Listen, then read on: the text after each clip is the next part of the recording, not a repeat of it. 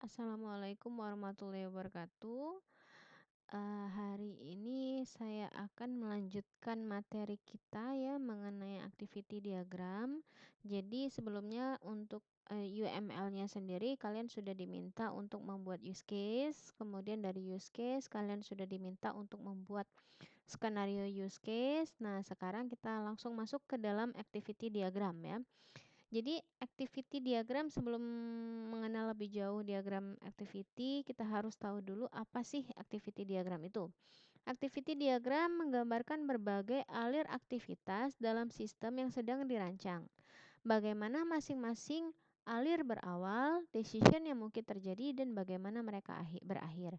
Jadi sebenarnya activity diagram ini sama seperti cerita yang ada di skenario. Jadi apa yang ada cerita yang sudah kalian buat di skenario, skenario use case itu bisa dibuat atau dikembangkan menjadi activity. Jadi alirnya itu lebih jelas bagaimana data mengalir dari misalnya awalnya aktor melakukan apa, kemudian dilakukan apa yang bisa direspon oleh sistem, kemudian di dalamnya juga sudah ada decision, misalnya kalau anggap saja kalau contohnya login gitu ya, kalau loginnya berhasil apa yang terjadi, kalau loginnya gagal apa yang terjadi, sebenarnya itu sudah dia gambarkan di dalam skenario. Tapi di sini di dalam activity itu menggambarkan secara keseluruhan. Dia lebih digambarkan dalam bentuk diagram alir sehingga orang enggak ngebaca tulisan gitu, dia bisa membaca melalui diagramnya. Nah ya, activity juga dapat menggambarkan proses paralel yang mungkin terjadi pada beberapa eksekusi. Kalau misalnya programnya bersifat paralel gitu, itu bisa terlihat pada saat activity diagram. Activity diagram merupakan state diagram khusus di mana sebagian besar state adalah action dan sebagian besar transisi di-trigger oleh selesainya state sebelumnya.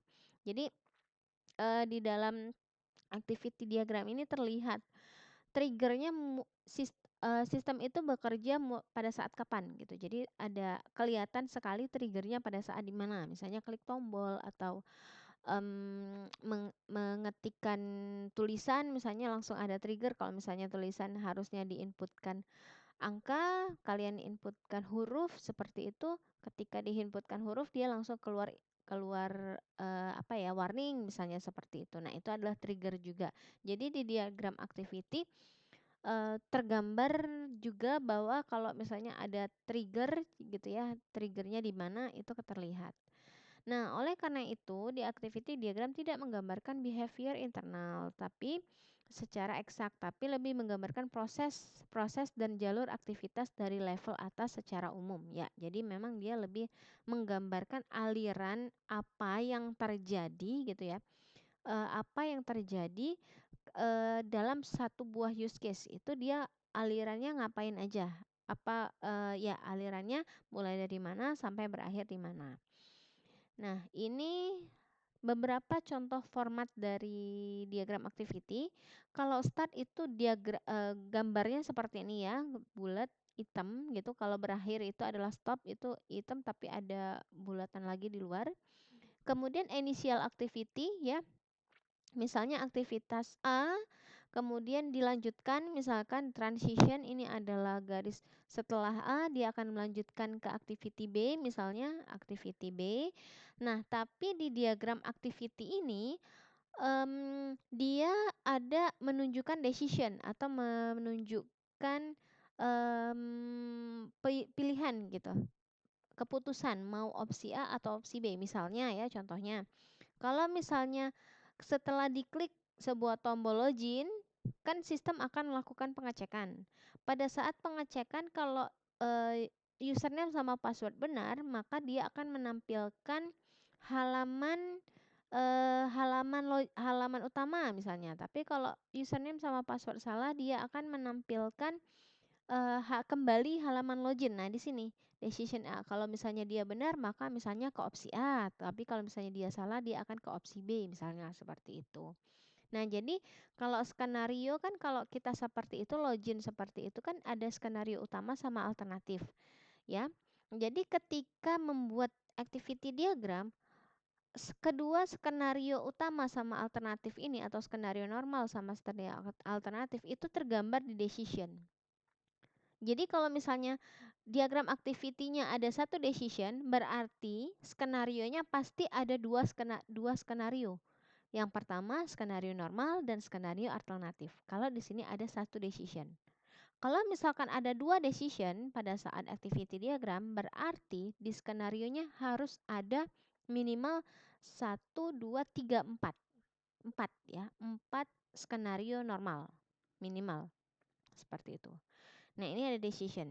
Kemudian kalau misalnya menggambarkan dia activity yang paralel ya, dia ditunjukkan dengan bar seperti ini. Bar show that one activity leads to several that occur in parallel or in unpredictable order. Jadi kalau misalnya nggak tahu dia akan melakukan aktivitas apa, misalnya random atau nggak tahu lah pokoknya yang paralel gitu, dia dibuat seperti ini. Ada show barnya bar seperti ini, activity C atau activity D. Misalnya kalau opsi A yang terpilih, maka dia nggak tahu misalnya dia akan milih yang D atau yang C, atau misalkan D sama C bekerja bersamaan, itu dibuat dalam paralel. Tapi kalau misalnya serial sudah activity A, maka lanjut B, sudah B lanjut C, C langsung lanjut D, itu tidak dibuat dalam show bar tapi dibuat dalam transition seperti ini. Yang ini. Ini diagram formatnya. Nah, ini salah satu contoh misalnya cek user password, ini start ya, ini stop. Cek user password, kalau misalnya dia wrong satu kali dan dua kali, dia nanya lagi gitu ya. Kalau misalnya dia wrong 3 kali, dia akan berhenti misalnya, atau user info kalau misalnya benar ini ya, kayaknya ini ada yang kurang. Kalau ini yang salah 3 kali, dia akan di decline. Tapi kalau misalnya dia benar ya, ketika di password dicek dia benar, dia langsung akan user info inset, choose, bisa pilih menu, mau pilih CD data, kriteria atau apapun gitu. Ini salah satu contohnya. Tapi biasanya kalau ini kan nggak kelihatan ya apa yang dilakukan oleh user dan sistem. Biasanya kita menggunakan format yang seperti ini. Jadi ada sisi aktor dan ada sisi sistem. Kalau yang seperti ini tadi nggak kelihatan apa yang dilakukan aktor dan sistemnya nggak kelihatan. Jadi kalau kita biasanya menggunakan yang seperti ini. Kenapa? Karena ini sangat mirip sekali dengan yang skenario ya. Kalau skenario kan sudah ada aktor, ada sistem ya, dibagi menjadi dua. Nah, ini juga dibuat seperti itu. Activity diagramnya dibuat seperti ini. Jadi ini dari sisi aktor, misalnya student, dia pilih kelas, apply for class. Misalnya kalau dia new student, dia harus enroll student. Tapi kalau dia studentnya sudah pernah terdaftar ya, maka dia langsung bisa pilih check for availability.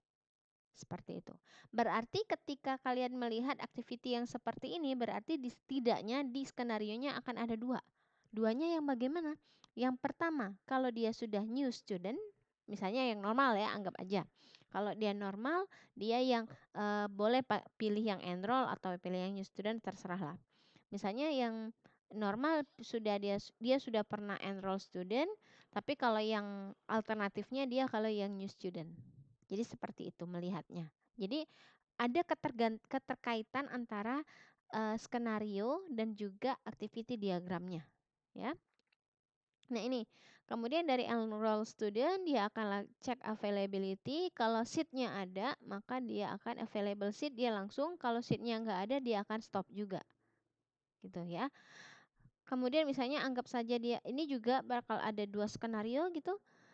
Kemudian kalau yang qualify dia cek ya kualifikasinya, kalau dia cocok maka dia akan pengecekan schedule-nya, kalau nggak cocok dia juga akan stop. Kemudian kalau misalnya jadwalnya enggak konflik, maka dia langsung add class to schedule ya. Kalau misalnya dia konflik, dia juga akan stop di sini. Kalau misalnya tidak konflik, maka dia bisa si student bisa ngecek schedule. Seperti itu dan baru selesai. Ini satu use case ya, misalnya. Ini use case untuk enroll ambil kelas misalnya. Saya juga nggak tahu registration system dicontohkan di sini ya. Nah, ini kita biasanya seperti ini.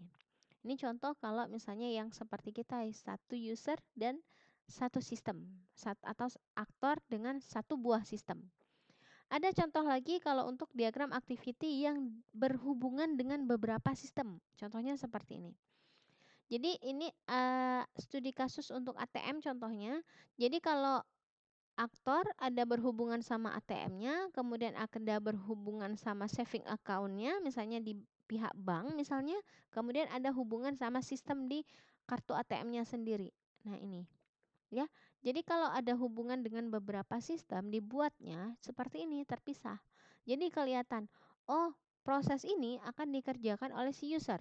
Oh proses yang ini akan dikerjakan oleh si sistem ATM. Oh proses yang ini akan dikerjakan oleh si pihak bank misalnya.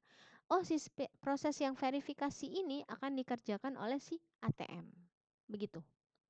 Ya, jadi terlihat ceritanya sama mulai dari start, kemudian dia melakukan apa di sistem ATM, kemudian dia kembali masukkan PIN, kemudian baca PIN, kemudian verifikasi.